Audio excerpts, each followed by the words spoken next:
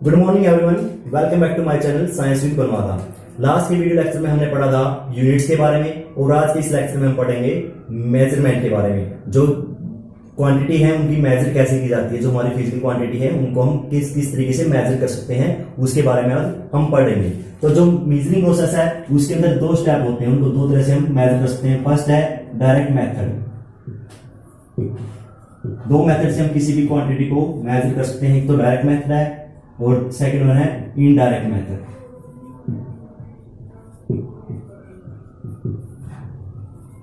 Direct and indirect दो method हमारे पास किसी भी फिजिकल क्वांटिटी को मेजर करने के लिए। तो सबसे पहला है जो डायरेक्ट मेथड, किसका हम लेंथ का मेजरमेंट करेंगे।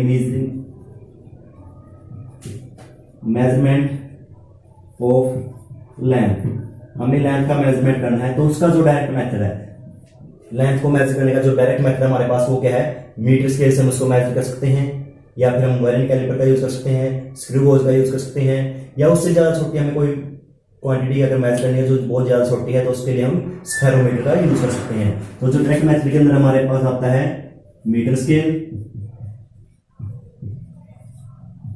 वर्नियर कैलिपर, स्क्रू गेज और स्फेरोमीटर। अब जो मीटर स्केल है जो वो 10⁻³ मीटर से लेके जो उसकी रेंज है मेजर करने की, वो 10⁻³ से 10⁻² मीटर तक वो क्या कर सकता है, मेजर कर सकता है। जो वर्नियर कैलिपर है वो मिनिमम 10⁻⁴ मीटर मेजर कर सकता है, और जो स्क्रू गेज है वो मिनिमम 10⁻⁵ मीटर मेजर कर सकता है, और स्फेरोमीटर इससे भी छोटी 10⁻⁶ मीटर को मेजर कर सकता है। ठीक है, स्फेरोमीटर बहुत ही छोटी चीजों को मेजर कर सकता है, बहुत ही छोटी लेंथ को। अब ये तो है, ये मेथड हम यूज वहां पे कर सकते हैं जिस चीज को हम असेस कर सकते हैं, जिस क्वांटिटी के पास हम पहुंच सकते हैं, सिर्फ उन्हीं क्वांटिटी की मेजरमेंट इन तरीकों से हम कर सकते हैं। अब कुछ क्वांटिटी ऐसी हैं जिनके पास हम पहुंच नहीं सकते, उनको असेस नहीं कर सकते, तो उसके लिए हम क्या यूज करेंगे, इनडायरेक्ट मेथड का यूज करेंगे। ठीक है, तो सबसे पहला इनडायरेक्ट मेथड है जो मेजरमेंट लेंथ की मेजरमेंट के लिए, वो पहला मेथड है इनडायरेक्ट के अंदर। सबसे पहला है ट्रायंगुलर मेथड। ट्रायंगुलर मेथड, इस मेथड के अंदर ट्रायंगुलर मेथड के अंदर हमने जो 10th क्लास के मैथ में हमने पढ़ा था एंगल ऑफ एलिवेशन और एंगल ऑफ डिप्रेशन, वो मेथड इसके अंदर हम यूज करेंगे। इसके अंदर जैसे हमारे पास कोई टावर है, इनएक्सेसिबल टावर है जिसके पास हम नहीं पहुंच सकते, इसकी हाइट मानो h है और इससे हम l डिस्टेंस पे हम खड़े हैं, और यहां से हम इस डिस्टेंस से हम क्या करेंगे, इसका जो टॉप है वहां से एंगल मेजर करेंगे हमें टॉप का। तो जो इसकी हाइट होगी वो हाइट हमारी किसके बराबर होगी, L टेंजेंट थीटा के बराबर। जो हाइट हमारी कितनी होगी, H = L × टेंजेंट थीटा के बराबर हो गया, क्योंकि हमें जो L अगर नोन है और थीटा अगर हमें नोन है तो हम इसकी हाइट का पता लगा सकते हैं। ये हमारा ट्रायंगुलर मेथड था। अब एक ऐसा कोई टावर है, कोई ट्री है जो हमसे बहुत दूर है, और वहां हम इस डिस्टेंस को भी हम मेजर नहीं कर सकते, ये भी बहुत दूर है और इसको भी मेजर सकते, तो उस तरीके के अंदर हम इसका यूज ट्रायंगुलर मेथड का यूज कर सकते हैं। जैसे ये टावर है, इसकी हाइट h है और ये x डिस्टेंस पे है, पूरा हमें पता नहीं कितना डिस्टेंस है, तो हम क्या करेंगे, कोई दो पॉइंट लेंगे, यहाँ पे a एंड b दो पॉइंट लेंगे, इन दोनों का डिस्टेंस हमने d मान लिया। ये तो हम मेजर कर सकते हैं कोई भी दो पॉइंट जो हमारे एक्सेसिबल हैं। तो यहाँ से यहाँ तक का एंगल मेजर करेंगे और यहाँ से यहाँ तक एंगल मेजर करेंगे, ये हमारा बीटा और ये हमारा अल्फा हम मान लेंगे। तो जो हमारी हाइट होगी वो किसके बराबर होगी, जो डिस्टेंस है उस जो दोनों पॉइंट के बीच का डिस्टेंस है उसके डिवाइड में cos beta minus cos alpha के इक्वल टू हमारी क्या होगी, ये हाइट हो जाएगी। तो ये तो हमारा ट्रायंगुलर मेथड है जो यूज किया जाता है क्या करने के लिए, इनएक्सेसिबल थिंग्स का मेजर करने के लिए, जो ज्यादा हाइट में नहीं है, जो ज्यादा बड़ी नहीं है। अब दूसरा मेथड हमारे पास इनडायरेक्ट मेथड है पैरेलैक्स मेथड। दूसरा मेथड कौन सा हमारे पास, पैरेलैक्स मेथड।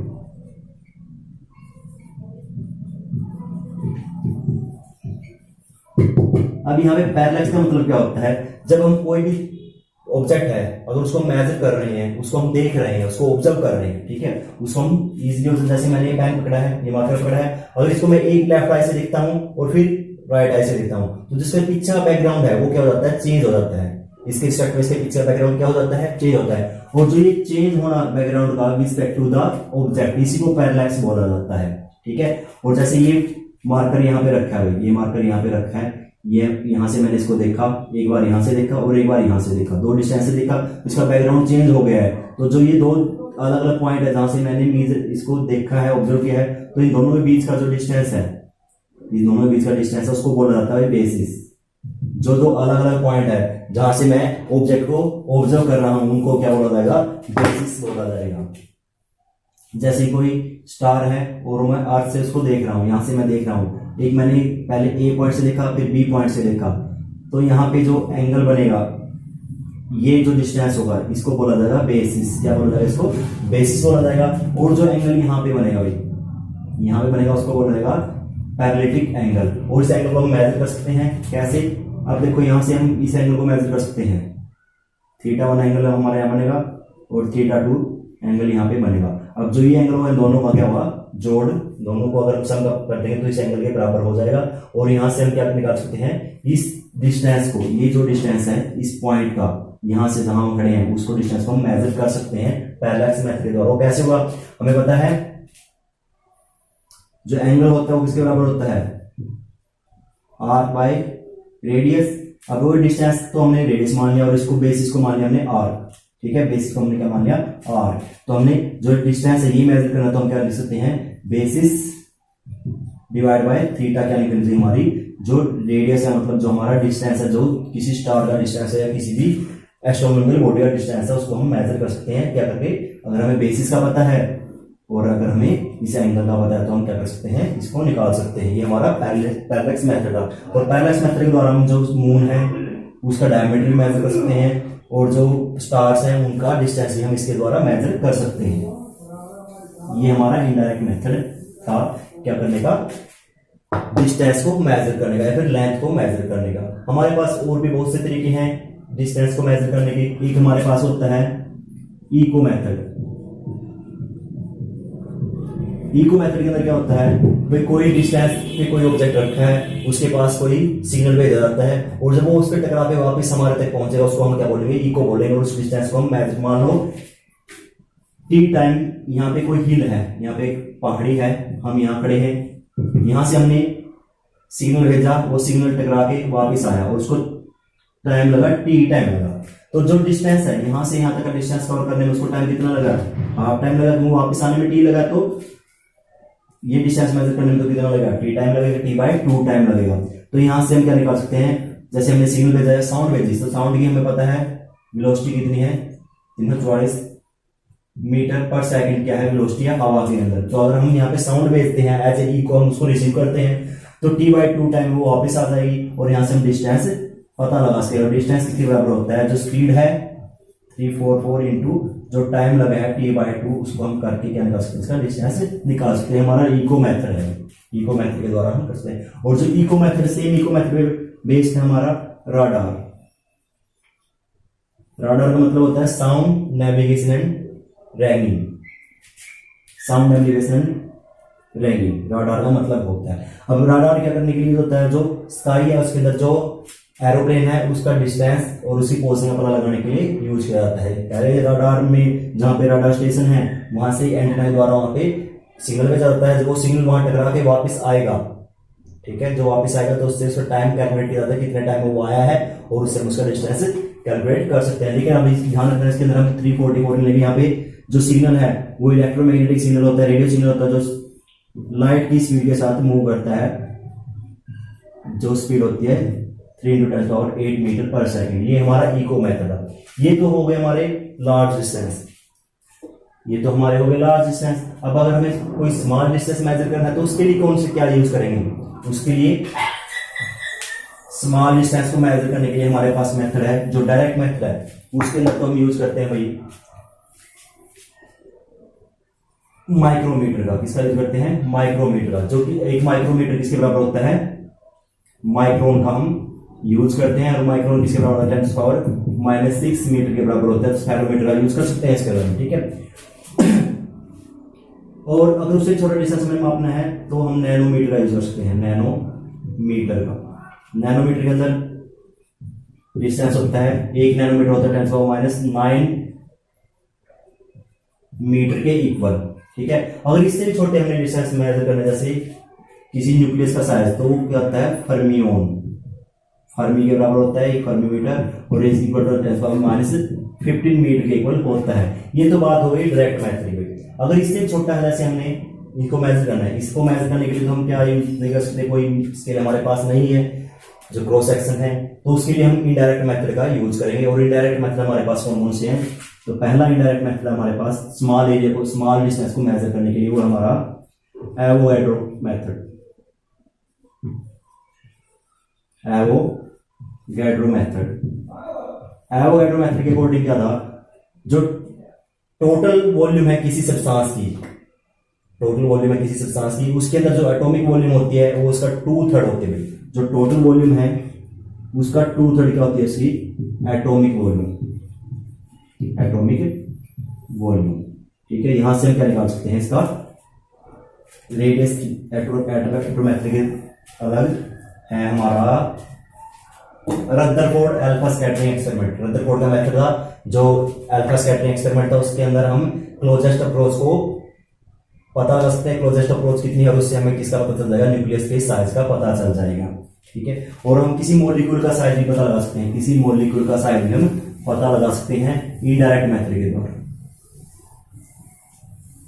उसके लिए हम क्या यूज करेंगे? जैसे हमें ओलिक एसिड की मॉलिक्यूल का अगर साइज हम पता लगाते हैं, किसका? Oleic acid. ओलिक एसिड एक सोपी मटेरियल होता है, सोप के जैसा होता है। सबसे पहले हमें क्या करना है? उसका सॉल्यूशन बनाना 1/500 cc सॉल्यूशन हमें तैयार करना है उसका, एल्कोहल के साथ, किसी साथ? एल्कोहल के साथ। ठीक है, फिर हम क्या करेंगे? इसको एक पानी के ऊपर डालेंगे, पानी के ऊपर इसके एक बूंद डालेंगे, उससे क्या हो जाएगा? जो अल्कोहल तक चला जाएगा, उसके अंदर सिर्फ क्या रह जाएगा? ओलिक एसिड रह जाएगा, और उसकी एक पतली सी फिल्म बन जाएगी, एक पतली सी फिल्म बन जाएगी। और उसकी थिकनेस अगर हम मेजर कर सकते हैं, अगर उसकी थिकनेस है तो उससे हम क्या कर सकते हैं? उसका रेडियस निकाल सकते हैं, क्योंकि उसके अंदर सिर्फ एक ही मॉलिक्यूल होगा और उसका हम रेडियस हम निकाल सकते हैं। ये हमारा था ओलिक एसिड को मेजर करने का तरीका है। ये तो थी मेजरमेंट ऑफ लेंथ के बारे में। अगर हम किसी छोटे एरिया की बात कर रहे हैं, एरिया को मेजर कर सकते हैं। जो बड़ा एरिया है, लार्ज एरिया, उनको हेक्टेयर में, माइल्स में, हम एकड़ में और हेक्टेयर में हम मेजर कर सकते हैं। और जो स्मॉल एरिया है, जैसे न्यूक्लियर क्रॉस सेक्शन है, न्यूक्लियर क्रॉस सेक्शन है जो, उसको हम मेजर करते हैं किसके अंदर? बार के अंदर। भी बहुत ज्यादा छोटी क्वांटिटी है बार, और 1 बार इक्वल होता है 10⁻⁻28 मीटर के इक्वल। तो बहुत ही छोटी क्वांटिटी को हम बार में मेजर करते हैं, किसकी? एरिया की अगर क्वांटिटी है। अब बात है किसकी? मास की।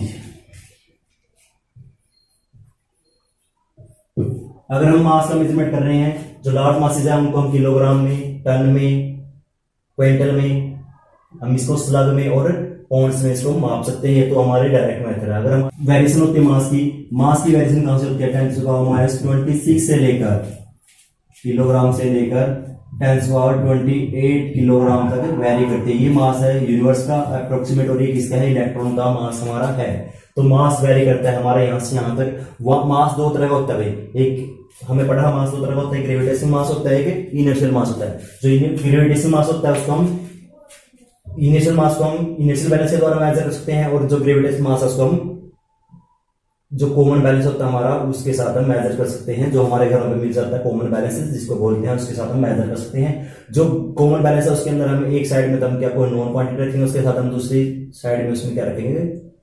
जो अननोन क्वांटिटी है उसको उसके साथ कंपेयर करेंगे और हमें उसका मास का पता चल जाएगा। और उसी प्रकार हम जो टाइम है उसको भी मेजर कर सकते हैं। टाइम को मेजर करने के लिए हमें क्लॉक की जरूरत पड़ती है, या फिर अगर कोई जो बहुत ज्यादा छोटे टाइम है उनको मेजर करने के लिए हम एटॉमिक क्लॉक का यूज कर सकते हैं। एक इसके अंदर रहता है भाई, ये जो बात तीनों की, इनको मेजर करने की मास, लेंथ और टाइम को कैसे मेजर करते हैं। एक हमारे पास जैसे कोई छोटी क्वांटिटी है, जैसे छोटी लेंथ है, कोई स्मॉल लेंथ है, उसको तो मीटर में हम कन्वर्ट मेजर कर सकते हैं। लेकिन जो अदर प्रैक्टिकल यूनिट है, जो large quantity, large distance measure करने के लिए यूज की जाती है, उसके अंदर है कुछ प्रैक्टिकल यूनिट है,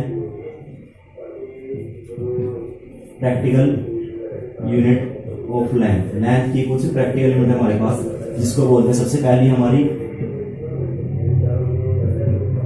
एस्ट्रोनॉमिकल यूनिट। एस्ट्रोनॉमिकल हम AU से डिनोट करते हैं। और एस्ट्रोनॉमिकल यूनिट क्या है? जो एवरेज डिस्टेंस है between the centre of the earth and the centre of the sun, दोनों के बीच का जो एवरेज डिस्टेंस है उसको एस्ट्रोनॉमिकल यूनिट बोला जाता है। और वो इक्वल टू किसके 1A एस्ट्रोनॉमिकल यूनिट है हमारी 1.496 इंटू 10⁻11 मीटर के इक्वल हमारी है। तो इसको हम क्या लिखते हैं 1.5 इंटू 10⁻11 मीटर हम लिख सकते हैं, इसके इक्वल हम इसके कर सकते हैं। ठीक है। दूसरी हमारी लाइट ईयर। लाइट ईयर, अब लाइट ईयर क्या होती है? जो लाइट, अगर लाइट एक साल तक लगातार चले तो जितना डिस्टेंस हमने ट्रैवल किया है लगातार चलने के बाद एक साल के अंदर 1 ईयर के अंदर, the distance travel by light in 1 year, distance travel by light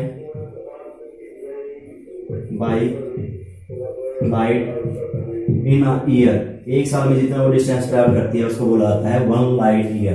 क्या बोला जाता है? 1 लाइट ईयर। और 1 लाइट इक्वल किसको होता है? हमें पता है भाई, जो डिस्टेंस कितना कवर करेगी वो 1 सेकंड में डिस्टेंस कवर करती है हमारा लाइट इतना भाई, और एक साल के अंदर कितना करेगी? अब पूरी ईयर है जो उसको हम किसके अंदर कन्वर्ट कर देंगे?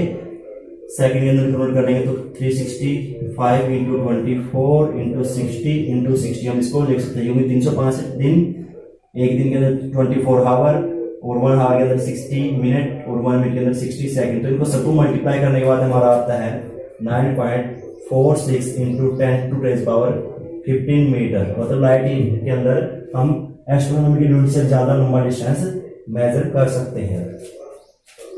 उसके बाद एक होती है हमारी पारसेक। एक यूनिट क्या होती है? पारसेक। पारसेक को क्या बोलते हैं हम?